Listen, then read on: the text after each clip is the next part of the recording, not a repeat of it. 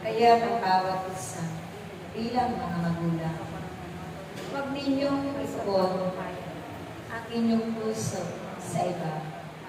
Bagkus umasa lang kayo sa Diyos na siyang nakakaalam ng inyong mga pangangailangan at mga pangarap sa buhay para sa inyong mga minamahal.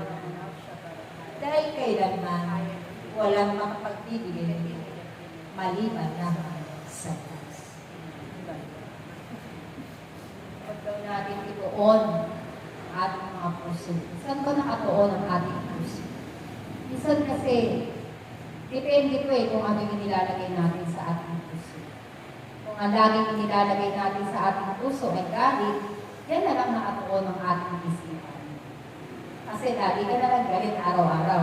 Kasi kung ano ang nasa puso mo, ay siyang nilalabas ng iyong bibig. Di ba?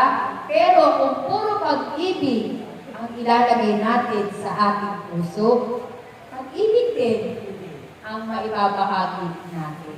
Kaya nga, sabi nga, ano man daw yung mga ating pangangailangan, andyan daw ang Diyos. Huwag tayong mabahala, parang ako, masyadong nababahala sa aking pagtanda, makanda naman na talaga. Nababahala. Kung sa ating lili nga, tignan mo, nakakarating ka mag-isa dito, di ba? Hindi siya nababahala. Pero, may caregiver. May driver pa yan. Di ba? Ating lili, may driver ka, di ba? Hindi, may driver yan. Diyos ko, may driver yan. Kaya huwag ko tayo mabahala. So, kaya, Maria, alam mo na, huwag kang mabahala. Bahala na ang Diyos. Di ba? Malay mo naman, may darating na pusang loob. Kita, ako na mag-aalam. Meron yan, Diba? Kaya nga Kaya nga huwag na nga daw ako mabahala. Diba? Sabi niya, huwag kayo mabahala.